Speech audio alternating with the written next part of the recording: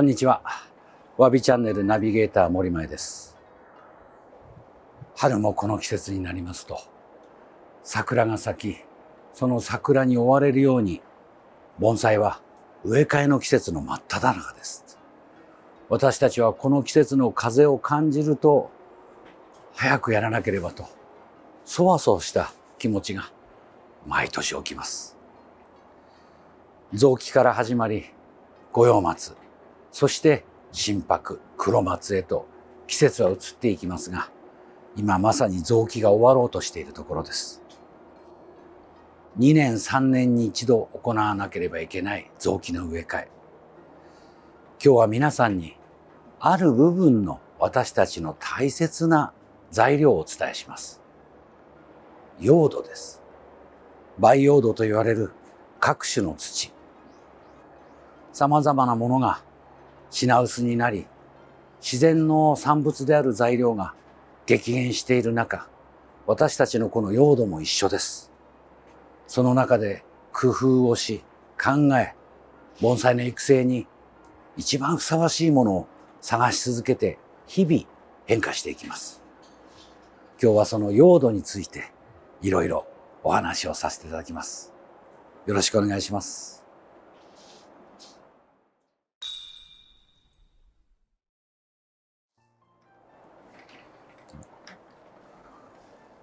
培養土は何種類かを混合したものを使います。微塵が入らないようにふるい分けて、その木の樹種に合わせた培養の配合がなされます。様々な土が用意されますが、粒の大きさ、種類、配合、木によって一つずつ微妙に変わっていきます。この土がなければ、私たちは盆栽を作り上げていくことができません。大切に使わなければいけない自然の資源。この内容が盆栽を作ってくれます。盆栽の培養土、用土といっても、まず一番先に皆さんにお伝えすることがあります。私たちこの関東地方で行われる用土、それから今度は関西、そして九州などの南、もちろん東北、北海道。用土というものは、その自然環境に合わせた場所によって大きく変わっていきます。よくお客様に培養土はどうですかと全国的に尋ねられる時がありますが、大切なのはどこにいらっしゃるか、どの地域でどのような気候で暮らしてられるか、これによってそこで生きる盆栽たちもその気候や風土によって用土が変わっていきます。そして用土というのはいろいろな名称がありますが、基本的にはいくつかに区分されるだけで、産地によって用土の名前が変わる時があります。ですから一番大切なのは、このわびチャンネルは今関東地方中心の用土のことをご説明しているということで、そういうご理解をいただけるとありがたいです。さて、その意味で私たちこの羽生築堤で使っている土、いろいろなものがありますが、基本的にはこの赤玉土というものが基本形になります。だいたいペーハーでいうと 5.5 から 6.5 という弱酸性のものですが、これは関東ローム層、遠い昔火山活動の時の火山灰から生まれたものです。吸湿性があり、それでいて団粒構造という土がある程度崩れないという、最も盆栽の基本的な土として大切なものです。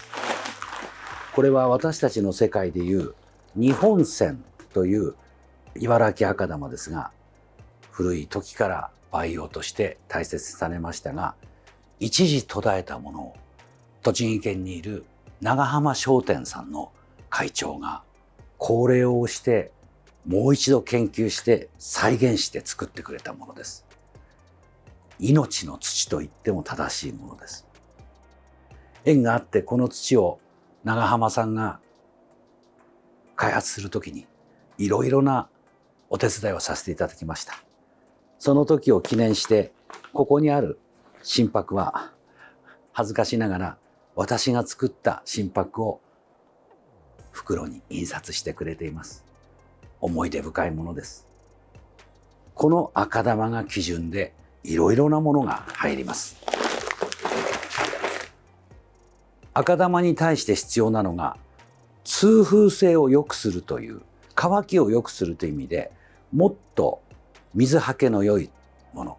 どちらかといえば土というよりも砂や石に近いものですが、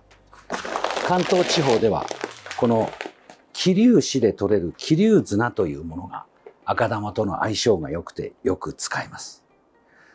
ところがこの桐生砂が今後使えなくなりそうです。採掘があまりに進めば自然破壊になるということで、おそらくいずれは使えなくなる時が来るでしょう。どこでも起きることですが、私ども関東地方でこの桐生砂の代わりに使おうとしているのが、ホームセンターでも手に入るこの焼き砂、珪石砂というやつです。石灰質が強いものですが、水はけがよく土中を湿らせず乾かせる能力があります。赤玉との相性がさらに良いのがこの日向土、つまり九州地方で採れる珪石の種類ですね。日向土とか珪石という言い方がありますが、基本的には同じ性質のものが産地によって名称が変わっていると理解してください。そして盆栽の培養の基本のものを作ろうと長浜さんと協力して作ったのがこの五種混合というものです。昔は土は全部ふるって一つ一つ配合して使いました。でも何かベーシックな配合物が欲しいと思って長浜さんと相談して赤玉、桐生、そして竹炭、企業秘密で細かいところは言えませんが、いろいろなものを混ぜたものを使ってこれだけでも盆栽に植え込みで配合上使えるという基本ベースを作りました。若干値段は高いですが、私どもはこの五種混合を基本に木によってここに赤玉を足したり桐生を足したり珪石を足したりいろいろな使い方をしています。ここで私ども羽生で普段使っている配合度をご紹介しましょう。左にあるこの桶が雑木盆栽、もみじやカエデ、カリンやブナ、さまざまなものを植えるのに使う中粒と言われるものです。配合的には赤玉が3、桐生が1、これぐらいの割合でなっています。そして今度真箔用。真箔用はさらに中にもっと乾燥しやすいもの、水はけが良いものを使いたいので、あえて珪石にして桐生を抜いて同じく3対1で作っています。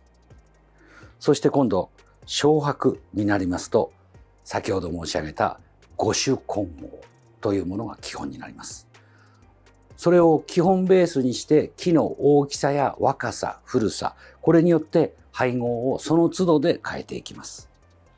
そして全てのものに言えますが、鉢の底側に水はけを良くするために入れる、僕らの世界でゴロ土と言われる粒の粗いもの。これも基本的に赤玉を中心に桐生や珪石のふるい残ったものを使って水はけを良くしています。基本ベースとしてこれだけのものがあって、あとは木の大きさによって粒を、大きさをふるい分けて変えていくというようになります。今ここにあるものはだいたい中型盆栽から大型盆栽にはほとんどオールマイティに使えるものです。このようなものを基本に日常の植え替えを行っています。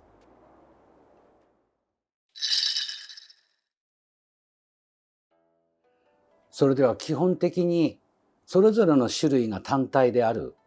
用土、これをどのように配合するかをご覧に入れましょう。まずは雑木盆栽。つまり赤玉3、桐生が1、このベースを混ぜていくものをご覧に入れます。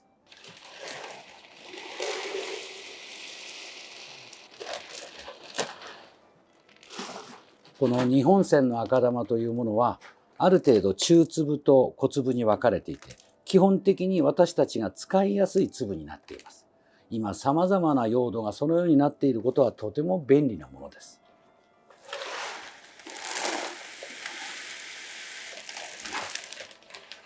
だいたいベースでいうとこれぐらいの割合でまず雑木盆栽ができます。もちろんこの割合の仕方も木が若かったり苗木だったり古かったりで違います。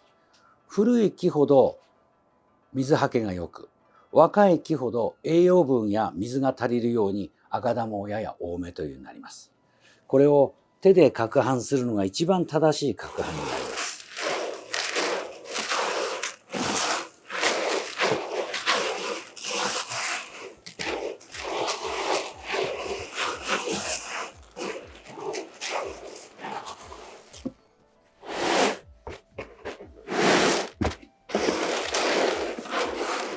もうだいたいこの状態で攪拌されています。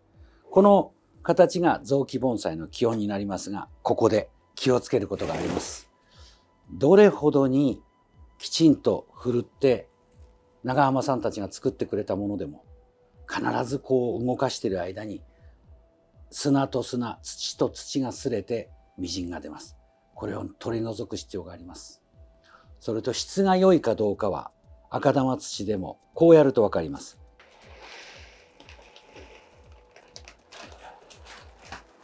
残念ながらホームセンターで売っている赤玉土というものとこの2本線の赤玉が大きく違うところはここです。手でギュッと握っても全く粒が崩れません。この硬さが必要なんです。手で握ってギュッと潰れていく感覚があるものはなかなかちゃんとした盆栽には向かないと思ってください。さてここからこれだけきちんとしたものがどのようにみじんが出るかご覧に入れましょう。これは必ず植え込む時になさった方がいいことです。はい、じゃあこれちょっと開けてくれる？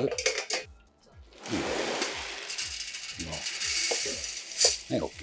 はい、OK。ある程度仕上がって販売している用土ですが、ご覧ください。このみじん抜きでやると、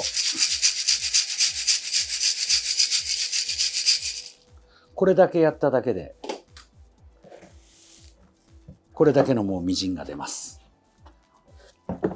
この粉、このこそが培養の命取りになるんです。つまり、水はけを悪くして根詰まりを起こす原因になります。なるべく植える前にほんのちょっとの手間ですが、一度これをなさると問題がありません。ご覧になっててください。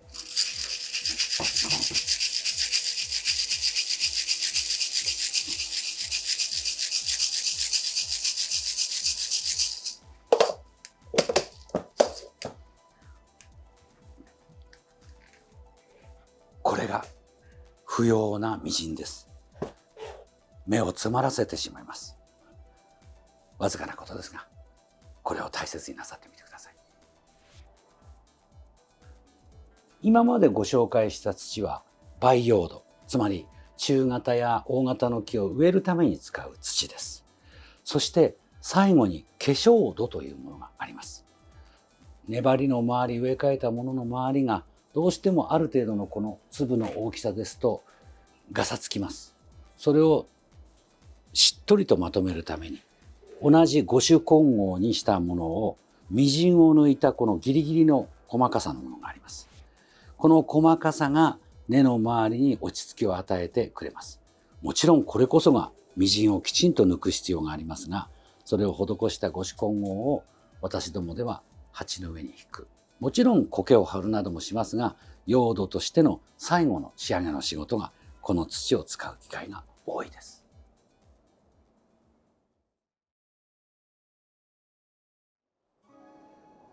今日は皆さんにこの培養土のことをお伝えしました。まさに縁の下の力持ち、